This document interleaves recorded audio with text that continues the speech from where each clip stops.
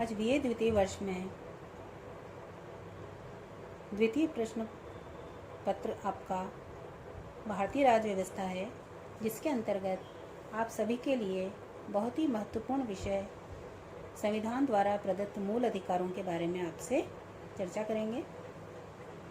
भारतीय संविधान के द्वारा भारतीय नागरिकों को 7 मूल अधिकार प्रदान किए गए थे, किंतु 44वें संवैधानिक संशोधन 1979 के द्वारा संपत्ति के अधिकार को मूल अधिकार के रूप में समाप्त कर दिया गया। अब संपत्ति का अधिकार केवल एक कानूनी अधिकार के रूप में ही है।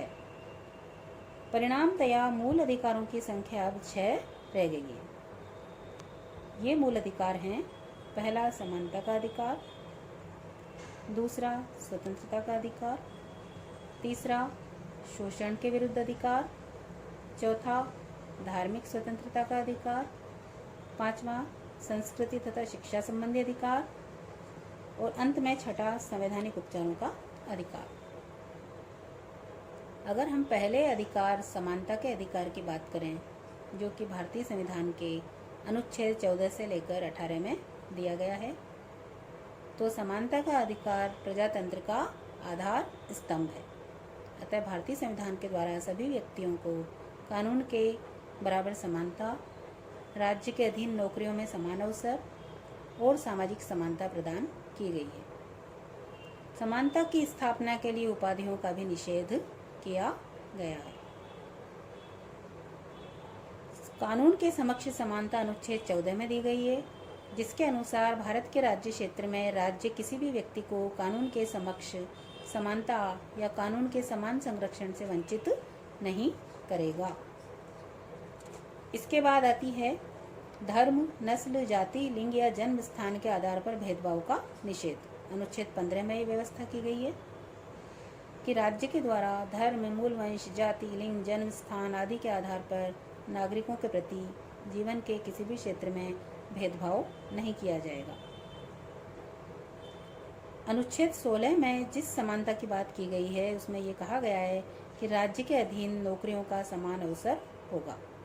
यानी अनुच्छेद 16 के अनुसार सब नागरिकों को सरकारी पदों पर नियुक्ति की समान अवसर प्रदान किए जाएंगे और इस संबंध में केवल धर्म, मूल वंश, जाति, लिंग या जन्म स्थान या इनमें से किसी भी आधार पर सरकारी नौकरी या पद प्रदान करने में भेदभाव नहीं किया जाएगा। अगले स्थान पर अनुच्छेद 17 के द्वारा अस्पृश्यता या छुआछूत का अंत किया गया है। अनुच्छेद 17 में कहा गया है कि अस्पृश्यता का अंत किया जाता है और उसका किसी भी रूप में आचरण निषिद्ध किया जाता है। अस्पृश्यता से उत्पन्न किसी अयोग्यता को लागू करना एक दंडनीय अपराध होगा।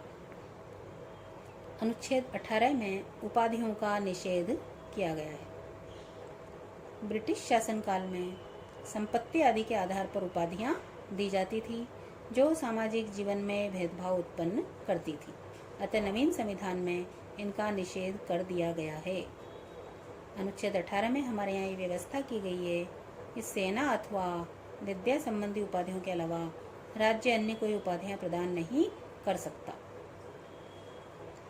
दूसरे मूल अधिकार की अगर हम बात करें तो सबसे प्रमुख मूल अधिकार स्वतंत्रता का अधिकार अनुच्छेद 19 से लेकर 22 तक ये दिया गया है, जिसमें प्रमुख रूप में आती है विचार और अभिव्यक्ति की स्वतंत्रता, अस्त्र शस्त्र रहित तथा शांतिपूर्वक सम्मेलन करने की स्वतंत्रता, समुदाय और संघ के निर्माण की स्वतंत्रता, भारत राज्य क्षेत्र में अबाध भ्रमण की स्वतंत्रता, भारत राज्य क्षेत्र में अबाध निवास की स्वतंत्रता और वृत्ति, उपजीविका या कारोबार करने की स्वतंत्रता। इस प्रकार से भारतीय संविधान के द्वारा प्रदान की गई उपर्युक्त स्वतंत्रताएं असीमित नहीं हैं और इनमें से प्रत्येक पर प्रतिबंध भी लगाए गए हैं। संविधान सभा के कुछ सदस्यों के द्वारा तो इन प्रतिबंधों की आलोचना भी की गई थी। Professor K.T.. शाह ने कहा था, वास्तव में 19वें अनुच्छेद के द्वारा प्रदान की गई ये स्वतंत्रताएं इतनी संदेहपूर्ण हो गई हैं कि इन स्वतंत्रताओं की खोज करने के लिए दूरबीन का प्रयोग आवश्यक हो जाता है। इस प्रकार भारतीय नागरिकों को जो मूल अधिकार दिए गए हैं और जो स्वतंत्रताएं प्रदान की गई हैं वो राज्य जनता के हित में और सार्वजनिक सुरक्षा के हित में इन पर प्रतिबंध भी लगाए जा सकते हैं। तो राज्य के द्वारा ये जो स्वतंत्रताएं और मूल अधिकार राज्यों के लिए दिए व्यक्तियों के लिए दिए गए हैं वो प्रतिबंधित भी किए जा सकते हैं राज्यों के हित में और जनता के हित में। तो आगे हम मूल अधिकारों के क्रम में अन्य अधिकारों का भी विवेचन करेंगे। धन्यवाद।